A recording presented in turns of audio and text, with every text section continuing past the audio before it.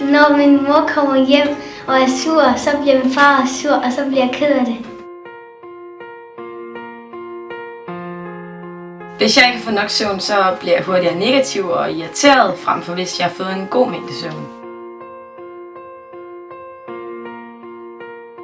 Hvis jeg har haft en dårlig dag, så tegner jeg træner for at komme af med mine aggressioner. Fordi det er jo meget bedre, end det går ud over andre. Smil til verden, og verden smiler til dig.